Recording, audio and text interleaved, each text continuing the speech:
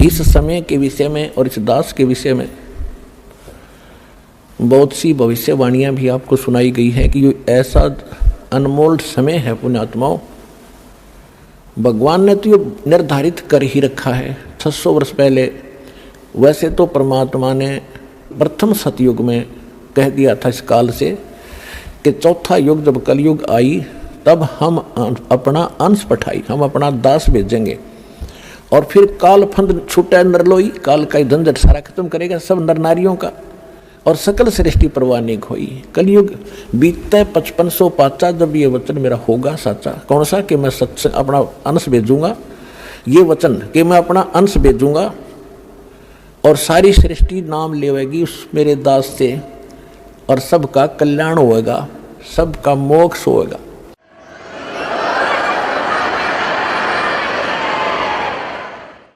और फिर बताया है कि कलयुग बीत जावे जब एता, यानी 5500 वर्ष बीत जाएगा जब कलयुग, सभी प्राणी परम पुरुष पद चेता, सभी प्राणी उस परमात्मा के उस परम पद के जानकार हो जाएंगे। कौन से के? गीता अध्याय नंबर 18 के श्लोक नंबर 62 में, गीता अध्याय नंबर 15 के श्लोक नंबर 4 में कहा कि अर्जुन तो सर्वभाव से उस परमेश्वर की शरण में जा, उसकी कृपा से तो परम शांति को और सनातन परम धाम को प्राप्त होगा। शाश्वत स्थान, कभी नाश में न आने वाले को शाश्वत स्थान कहते हैं, उसको सतलोक कहते हैं, लोक माने धाम स्थान। गीता अध्याय नंबर 15 के श्लोक नंबर 4 में कहा कि तत्वदर्शी संत की प्राप्ति के उपरांत परमेश्वर के उस परम पद की खोज करनी चाहिए जहाँ जाने के बाद साधक फिर कभी जन्म मृत्यु में नहीं आते। तो यहाँ बताया है कि जब 5500 वर्ष बीतेगा, हमने आज तक पता ही नहीं था सतलोक भी कोई स्थान है। अरे राधा स्वामी वाले दंड सतगुरु वाले ये सतलोक करे दिन खक्का नहीं पता था। वो सतनाम, वो स्वर नाम, वो स्वर शब्द, वो सतपुरुष और वो सतनाम, वो राधा स्वामी धाम, खक्का इनको पता। तो हमने परम पद का कभी सुना भी नहीं था सतलोक के बारे में, और आज बच्चे बच्चे के मुंह पर हो गया। बच्चे बच्चे की जुबान पे सतलोक सचखंड जावाएंगे, जैसे दास मिल रहा था बच्चों से संगत से। एक छोटा सा बालक अपनी माँ की गोदी में, अन्यों के गुरु जी सतलोक चलो न, चलो चलेंगे। मैंने कहा बेटा भाई विमान आवेगा जब चलेंगे, अभी विमान आने वाला है। तो यहाँ कहा कि सभी प्राणी परमेश्वर के उस परम पद के परिचित हो जाएंगे। तो उसी के विषय में एक फ्लोरेंस नाम की भविष्यवक्ता अमेरिका की थी, वो भारत के संत के बारे में गुणगान कर रही है। नास्ट्रेडम्स फ्रांस का रहने वाला था, वो भी कहता भारत में एक महापुरुष संत आएगा जो पूरे विश्व को सच्चा ज्ञान देगा और एक सबत समाज की स्थापना करेगा, विकार रहित होगा, आपस में बुराई नहीं रहेगी, लड़ाई नहीं रहेगी। तो उसी के संबंध में थोड़ी सी और सुनाते हैं आपको। एक ये पुस्तक है, पुरानी सी हाथ लगी है किसी भगत का। ये हमारे भगत तक खोजी हो गए, उनको कहीं पर भी कोई सुराख मिलता है उनको तो पता ही लग जाता है ये किसके विषय में बोल रखा है। अब नास्ट्रेडम्स की भविष्यवाणी या किसी भी संत की, उस संत के विषय में जो भविष्यवाणी है, कोई किसी पर सेट कर रहा है, कोई किसी पर कर रहा है, वह पूरी हो ही नहीं सकती। अब हाथी के कपड़े को, अस्त्र को और दोटे पर धर कर देख है किता होगा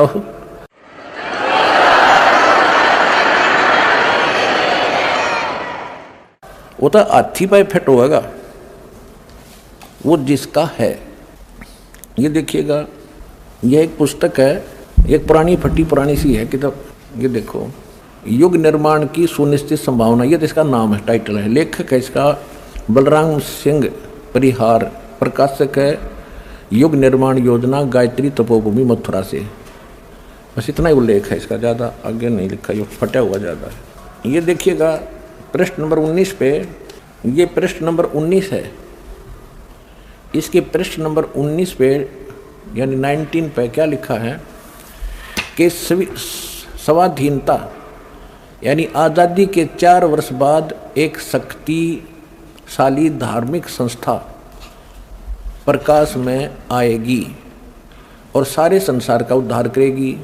उद्धारक इस संस्था का स्वामी संचालक होगा।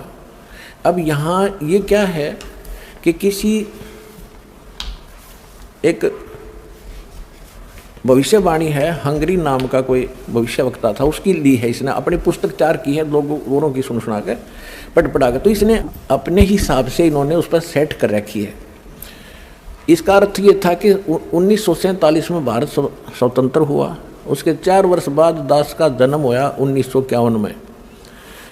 इसका अर्थ तो ये बनता है कि स्वाधीनता के 4 वर्ष बाद 1951 में एक संत का जन्म होगा जो धार्मिक संस्था को ऐसी बनाएगा जो पूरे विश्व का कल्याण करेगी।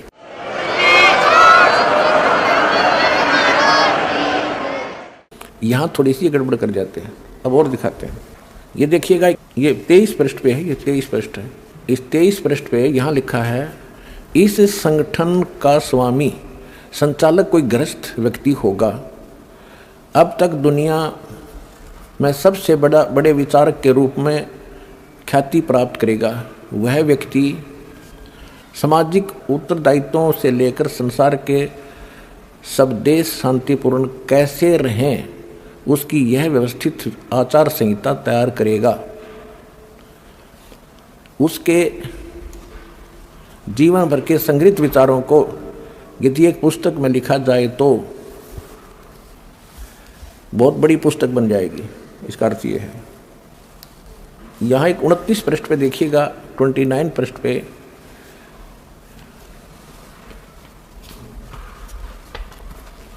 एशिया के किसी देश, संभवतः भारतवर्ष में एक नम्र ग्रामीण परिवार में एक महान आत्मा ने जन्म ले लिया है, जो एक महान आध्यात्मिक क्रांति का सूत्रपात, संचालन और नियंत्रण करेगा। इसके पीछे क्रियाशील आत्माओं की शक्ति होगी जो संसार की वर्तमान विकृत परिस्थितियों को बदल डालेंगी।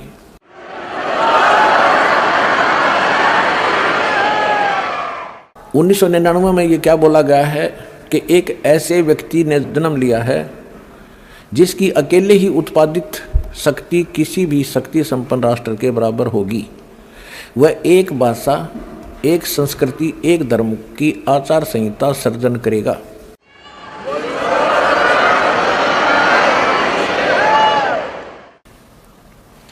यहां देखिएगा 43 पृष्ठ पे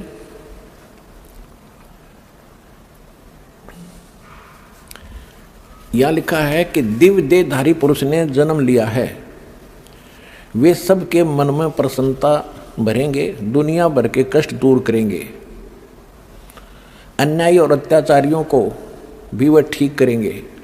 रात्रि के प्रथम पहर में जब मैं प्रगाढ़ निद्रा में होता हूँ तो स्वप्न में एक दिव्य पुरुष को देखता हूँ, दिव्य व्यक्ति को। किसी जलाशय के निकट बैठे हुए इस योगी के मस्तक में दोनों भावों के जहाँ मिलती है तो उसमें अर्ध चंद्रमा के दृश्य होते हैं। उसके बाल सफ़ेद हैं, सुब्बर वेशभूषा है यानी साधारण सुंदर, वर्ण गौर है, गोरा कलर है, तथा पैरों में चर्म विहीन पाहन यानी पादुकाएं हैं। बिना चमड़े की जूतियां पहनता है। आज तो हमने पूरे अनुयायियों से कोई बैन लगा रखा है कि चमड़े की जूती तुमने पहननी है नहीं। मैं तो पैरूँ था कितने।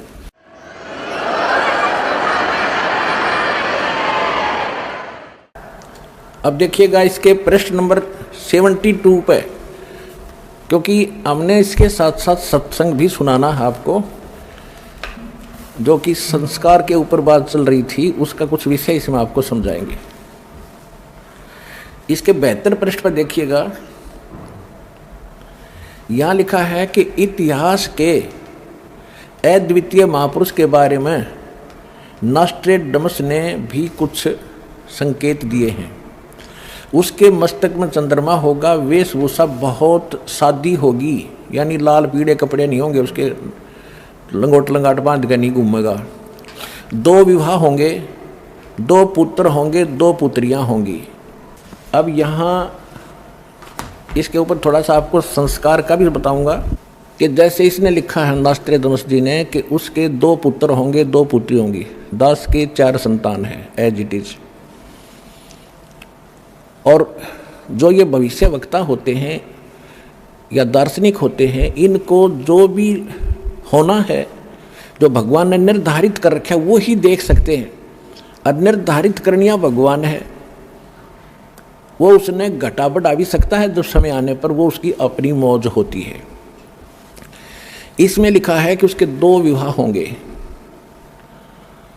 तो पुण्यात्मा परमात्मा ने संस्कार काट दिया दास का। 2 विवाहों का संस्कार था जो भगवान ये देख रहे हैं तो गलत थोड़ी देख रहे हैं। और 4 संतान का भी संस्कार था, वो चारों उत्पन्न भी हो गए। अब उत्पन्न होने मात्र से बात नहीं बनती, आगे इनकी परवरिश, इनके विवाह शादी, ये बहुत लंबा कार्य था, बहुत बड़ा ऋण था हमारा इनका, तभी तो संतान रूप में मेरे पास आए। तो 1988 में दास को उपदेश प्राप्त हुआ, 1994 में दास को यह मजदूरी मिल गई। यदि परमात्मा की शरण ना होती, समर्थ की शरण ना होती, तो इनके साथ ही रह करके इनका लेन देन करना था। फिर परमात्मा ने उनका लेन देन तो खुद किया और दास को अपने शरण में लेकर, ये दास जूनियर इंजीनियर जेई की नौकरी करता था हरियाणा सिंचाई विभाग में। और ये भी ना कोई सोचा किसी का भरम हो जाए, कोई मांगनियाँ खड़ियाँ था, इसलिए वो छोड़ दिया हुआ छोटी नौकरी ना, 2 रोटी बढ़िया मिल रही थी। तो कहने का भाव यह है कि परमात्मा ने दास को अपनी शरण में लेकर, एक बड़ा लड़का एक बड़ी लड़की का केवल विवाह किया था, 2 बच्चे पढ़ ही रहे थे, उस समय दास परमात्मा के चरणों में लग गया था नौकरी त्याग कर। और वो बच्चे आज अन्य से कम नहीं हैं, यानी मालिक ने उनको औरों से भी के इक्विवेलेंट ही उनकी परवरिश करके, जो दास ने करनी थी वो भगवान ने करी। मेरा संस्कार काट दिया ना, मैं नमुल जा रहा तब फिर आप तक कैसे पहुंचा पाता इस अनमोल ज्ञान को। और दूसरा था विवाह का। यदि दूसरा विवाह हो जाता तो मैं वहीं लटपट रहता, परमात्मा ने भी कैंसिल कर दिया। अब जैसे क्या बनती है, एक चुटकुला है छोटा सा। एक व्यक्ति के 2 विवाह हो गए किसी कारण से, कोई संतान ना थी बड़े वाली के। तो कुछ दिन के बाद वो आपस में झगड़ा बहुत करने लगी। तो दोनों के मायके वाले आकर के उन्होंने क्या फैसला किया, भाई ऐसे नहीं, इनको अलग अलग कर दो, एक को ऊपर चौबारे में, दूसरी को नीचे। ठीक है। फिर उनका झगड़ा रहने लगा कि एक कहती है कि मेरे पास कम आता है, नीचे रोटी खाए जाता है। फिर वो झगड़ा मिटाया, उन दोनों के मायके वाले फिर आ गए। उन्होंने कहा भी ऐसे करो, एक दिन इसका यहाँ पर खाना खाएगा, एक दिन ऊपर, एक दिन नीचे। उन्होंने कह दिया भी प्रथम एक कम न तो नीचे, और द्वितीय न ऊपर, तृतीया न नीचे, चतुर्थी न ऊपर, ऐसे खाएगा। ठीक है। एक दिन क्या हुआ, वो छठ और सातम इकट्ठी होगी। अब जो ही वो दरवाजे में आया, नीचे वाली ने उड़े पकड़ लिया हाथ, ऊपर वाली ने दूसरा पकड़ लिया, उसने खींच के लेगी ऊपर ने, जिन्ने में गए। फिर वह भाग के लाई नीचे घसीट के, उसने अगनाथ सातम है, वह क्या छठ है, उसके गोड्डे फोड़ दिए रिहर्सल करके। तो पुण्यात्माओं 2 विवाह हो जाते थे, मेरे उड़े गोड्डे फूटे जाते। परमात्मा ने दया कर दी, एक कम साथ दी। फिर क्या हुआ, क्योंकि ये 2 विवाह इतने बुरे बताए हैं कि एक बार उसी व्यक्ति का चोरी होगी, चोर पकड़ लिया, पंचायत हुई, पंचायत में फैसला हुआ भाई जिसका धनदार है वो बता दे इसको क्या सजा दें। और जिसके 2 ब्याह हो रहे थे दुखी छक्का था, इन्हों बोला इसके 2 ब्याह कर दो, और छठ सातम इकट्ठी होगी जब देखूंगा इसने। तो यार छठ सातम के चक्कर में ये मालिक ने ये संस्कार दास का चेंज कर दिया।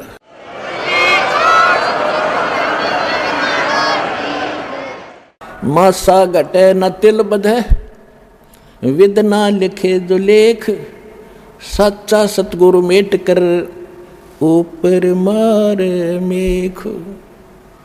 अभी तक आप जी को बहुत सी भविष्यवाणियाँ रूबरू कराई हैं, उन्हीं के साथ साथ और भी बहुत सी भविष्य वक्ताओं की भविष्यवाणियाँ हैं जो इस दास के ऊपर खरी उतरती हैं।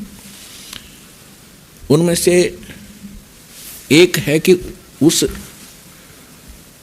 सायरन सलाइन की माता 3 सिस्टर होंगी, 3 बहनें होंगी। तो दास की माता 3 बहनें थी।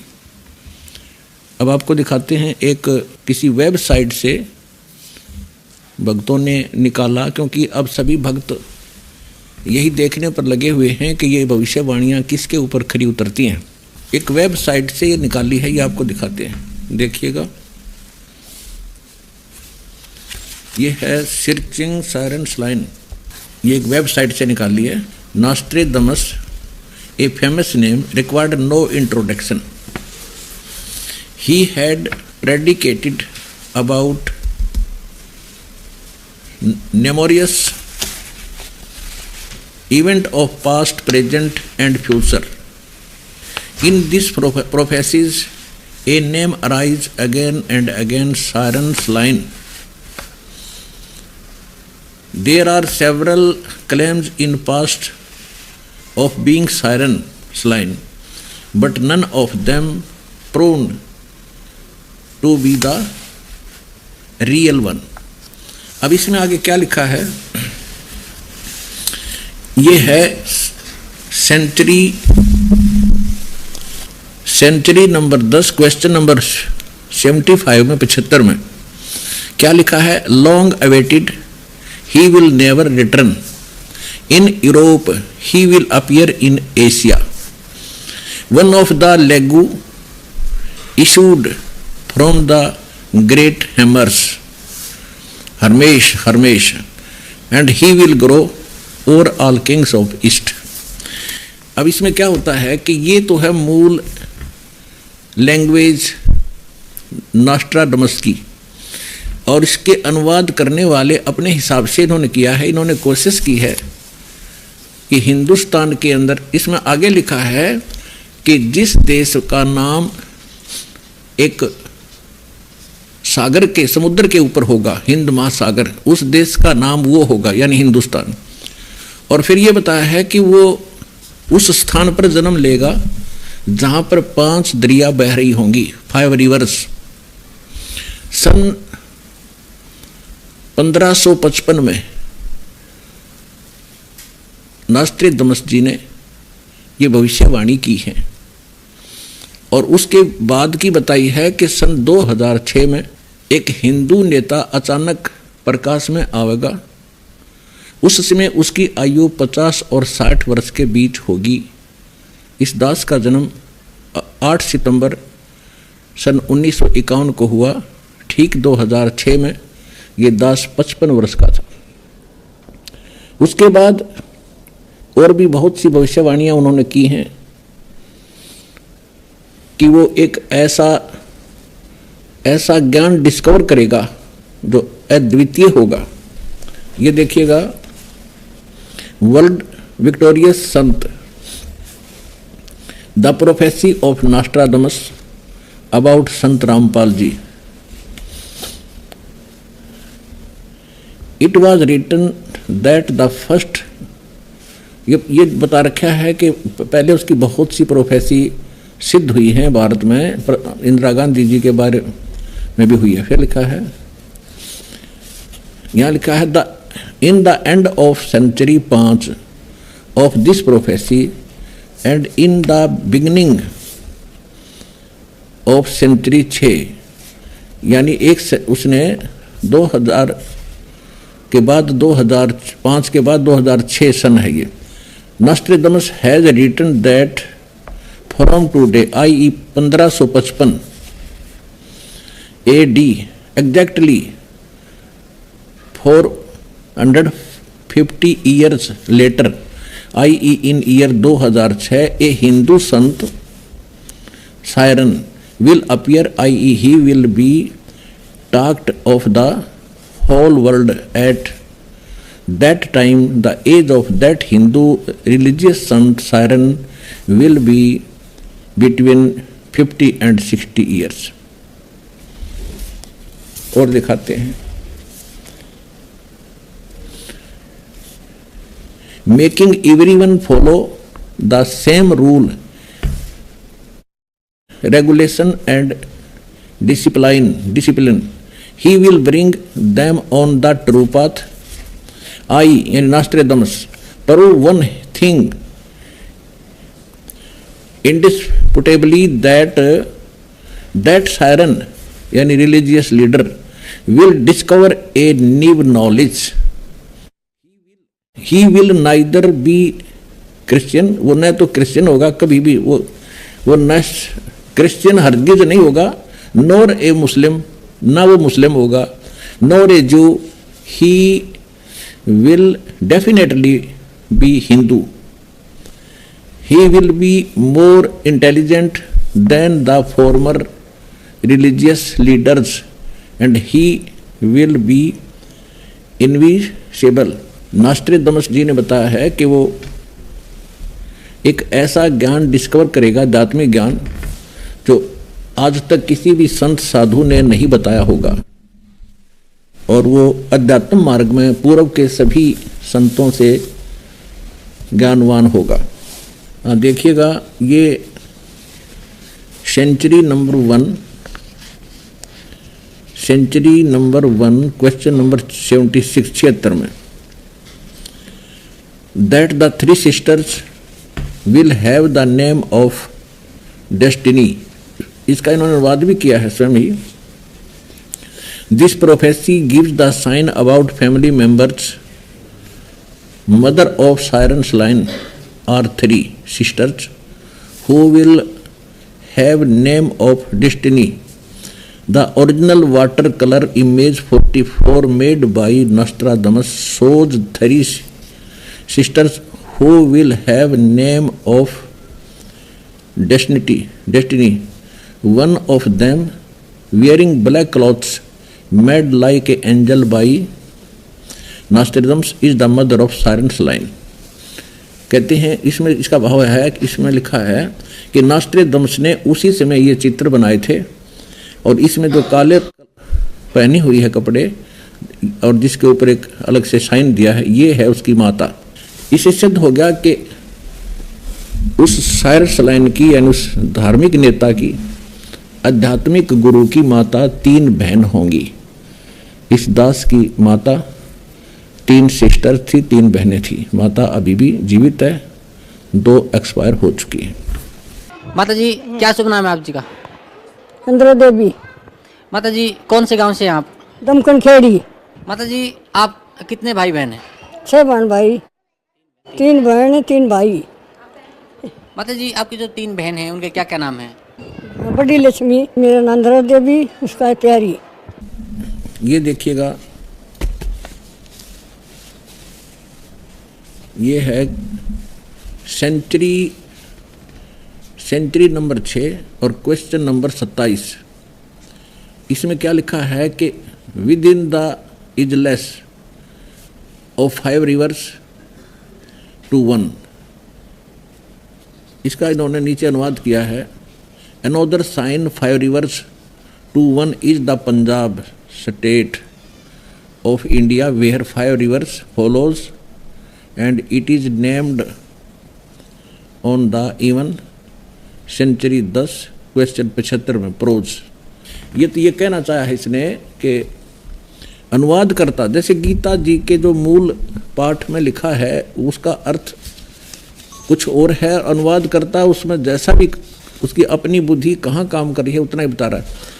अब इसमें उसने ये कहा है, नास्ट्रेडमस ने आपने पढ़ा था कि सन 2006 में वो साइरन्स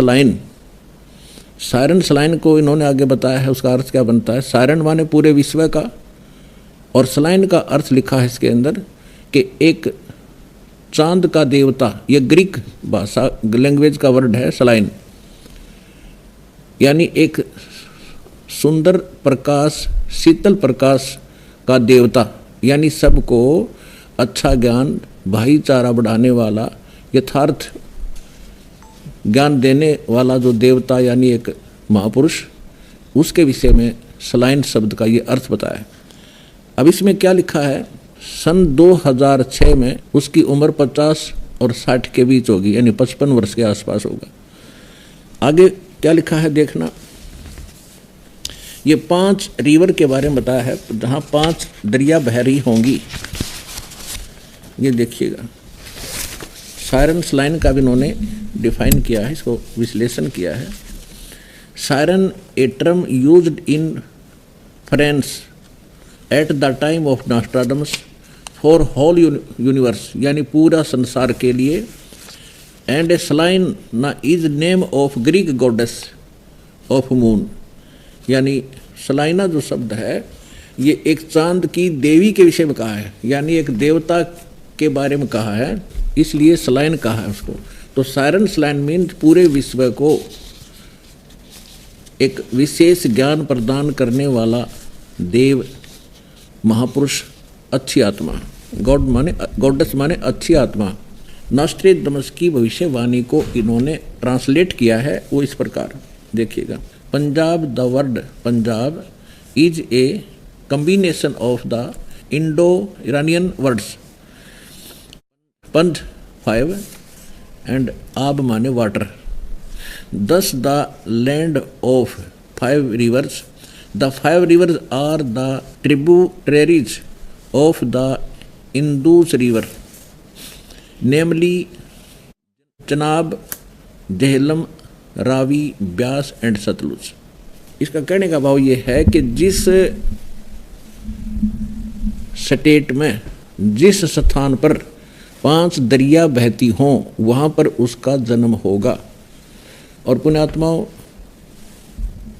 भाई बाले वाली जन्म साखी में आप जी ने पढ़ा था कि एक समय श्री नानक देव साहब जी के साथ बाला और मर्दाना भक्त प्रहलाद के लोक में गए। तो वहाँ मर्दाना के पूछने पर भक्त प्रहलाद ने बताया कि यहाँ मेरे इस लोक में केवल 3 महापुरुष आ सकते हैं। नंबर 1 परमेश्वर कबीर जी, वो आ चुके हैं।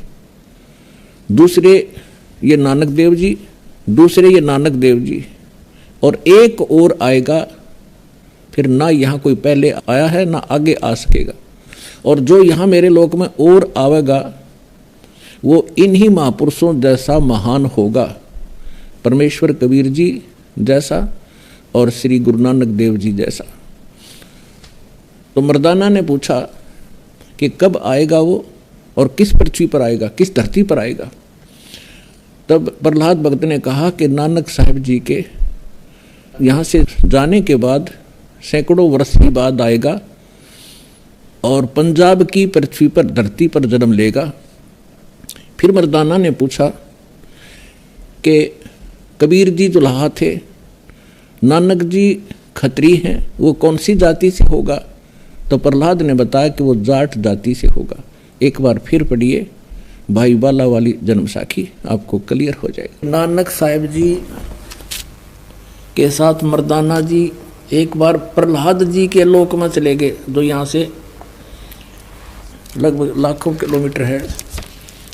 ये देखिएगा, ये वही जन्म साखी है भाई बाला वाली, ये जन्म साखी है भाई बाला वाली। ये आपको पहले भी दिखाई थी। अब इसके आपको दिखाते हैं 272 पृष्ठ पे।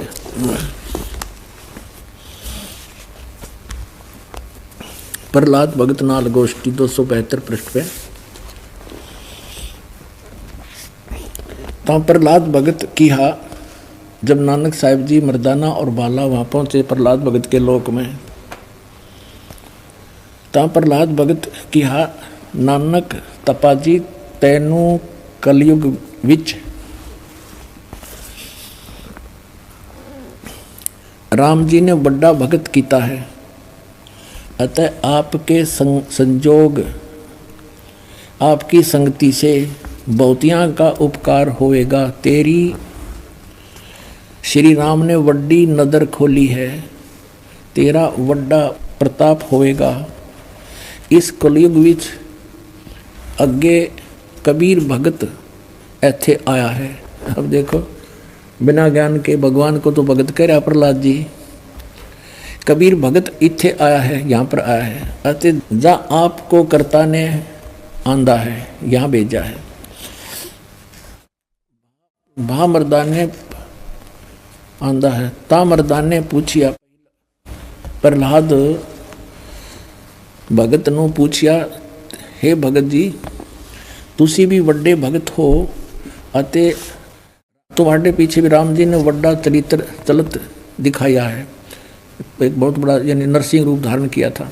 तेरी राम जी ने वड्डी नज़र खोली है। भगत जी ऐथे होर कोई भी पहुँचिया है कि कबीर अते नानक तपाजी ही पहुँचिया है।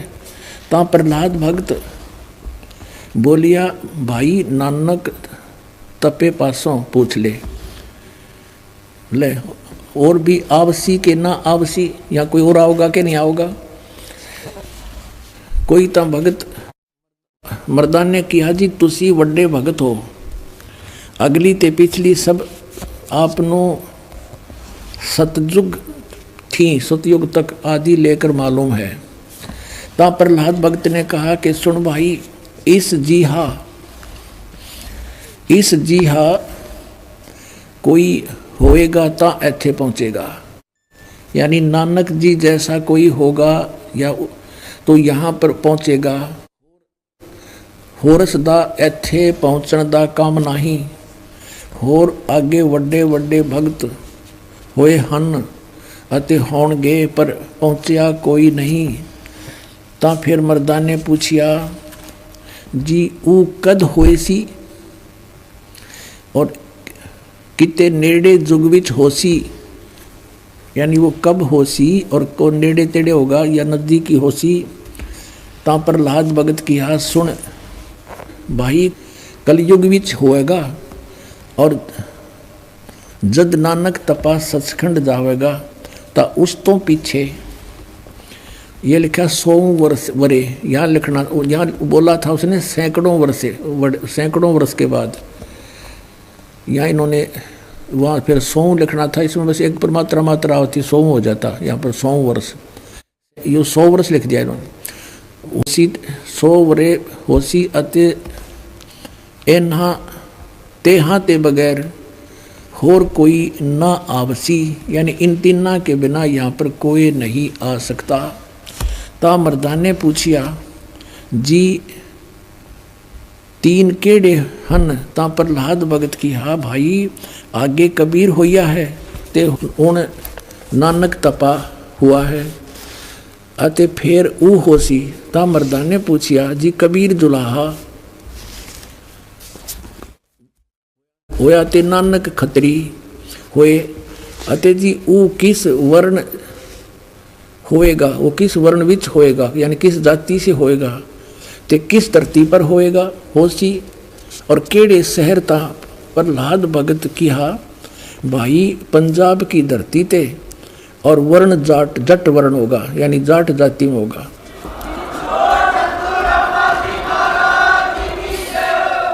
और शहर बटाले, यो बरवाले का बटाला लिख दिया ना, यो था बरवाले में होसी।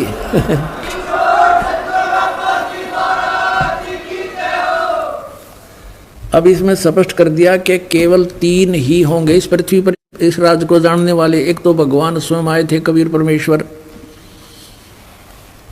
अब उनको तो कोई समझ नहीं सका, वो तो परमात्मा थे ही।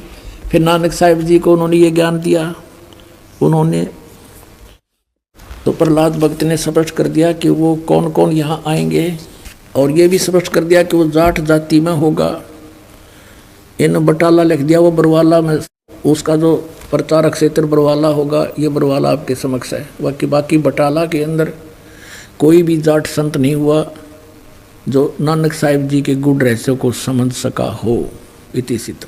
आप जी को एक बात यहाँ और ध्यान दिला दूँ कि जिस समय दास का जन्म हुआ, मुझ दास का 8 सितंबर 1951 में, उस समय हरियाणा और पंजाब एक ही प्रांत, पंजाब प्रांत था।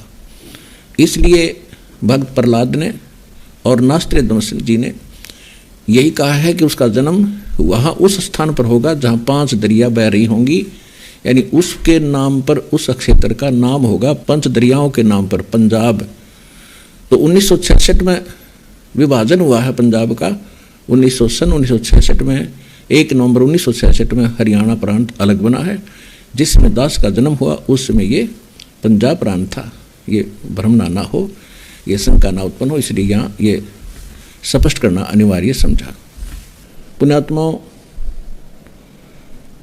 ये उन पुण्यात्माओं के लिए एक दृढ़ विश्वास पैदा करेगा जो ज्ञान दास आपको देना चाह रहा है, क्योंकि यहाँ इस संसार में जब भी परमात्मा आए हैं या अपना कोई दास भेजा है, उन्होंने अपनी जानकारी आप पर बताई है। परमेश्वर कबीर जी कहा करते, हम ही अलख अला हैं, कुतुब गोश और पीर, गरीब दास खालिक दनी हमरा नाम कबीर। ए स्वामी सृष्टा में सृष्टि हमारा तीर, दास गरीब अधर बसूं। कबीर साहब कहते मैं ऊपर रहता हूँ, अवगत सत कबीर। तो अपनी जानकारी स्वयं देनी पड़ती है। और पुण्यात्माओं, आपके को एक दृढ़ विश्वास होगा कि हम जहाँ लगे हैं वो यथार्थ स्थान है, पूरा विश्व जागेगा और इस मार्ग पर लगेगा और सबका उद्धार होगा। ये आपके समक्ष जिस महापुरुष के विषय में सभी महापुरुषों ने, भविष्य वक्ताओं ने कहा, और जय गुरुदेव पंथ के प्रवर्तक श्री तुलसीदास जी ने तो डेट ऑफ बर्थ भी बता रखी है कि वो महापुरुष 7 सितंबर 1971 को 20 वर्ष का हो चुका है। अब देखिएगा समय के बारे में एक पुस्तक और है, आपको दिखाते हैं। देखिए, ये फटी पुरानी सी मिली है, हमारे भगत ले आए हैं, इसको देखिएगा। किस समय में वो जन्म लेगा उसके बारे में देखिएगा। युग निर्माण की सुनिश्चित संभावना। लेखक हैं बलराम सिंह परिहार, प्रकाशक हैं युग निर्माण योजना, गायत्री तपोभूमि मथुरा। इसके पृष्ठ नंबर 43 पर देखिएगा। पृष्ठ नंबर 43 पे सन 2000 और उसके पूर्व के 30 वर्ष दिव्य देहधारी पुरुष ने जन्म लिया है।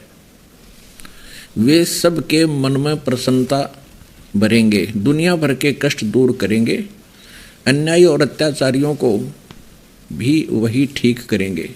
देखिएगा, ये सन 2000 के आसपास की बातें बताई हैं। आगे देखो।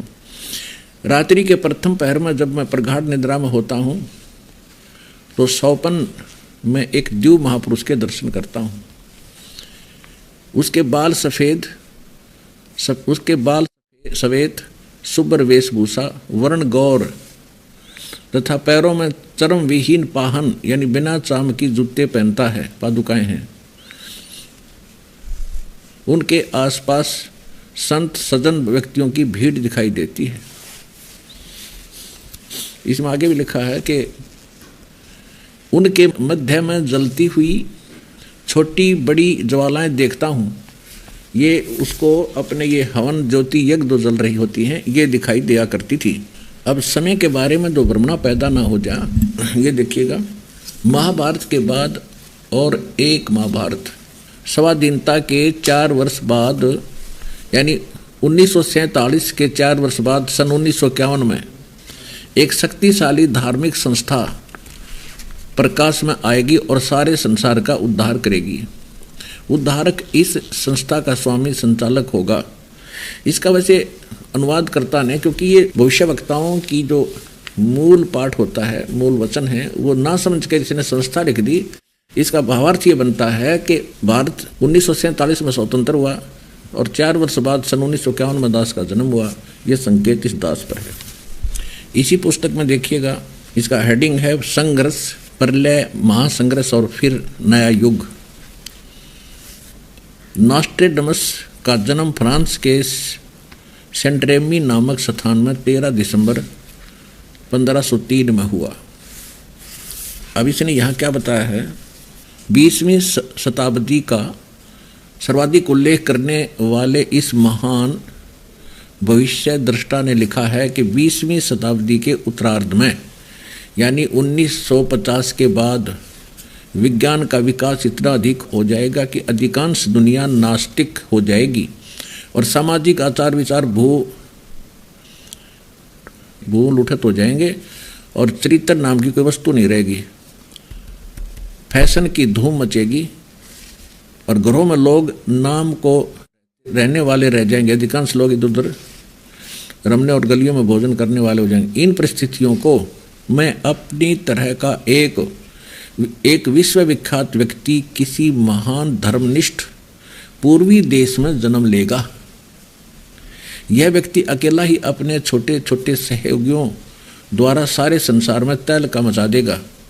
यह ऐतिहासिक महापुरुष ऐसे महासंघर्ष को जन्म देगा कि घर घर नगर नगर में अंतर्धुन छट जाएगा। इस अंतःक्रांति का समय 20वीं शताब्दी के अंत और 21वीं शताब्दी के प्रारंभ का है। इसे स्पष्ट हो गया कि सन 2000 20वीं शताब्दी समाप्त हुई और 21वीं शताब्दी अब चल रही है 2013 वाली है।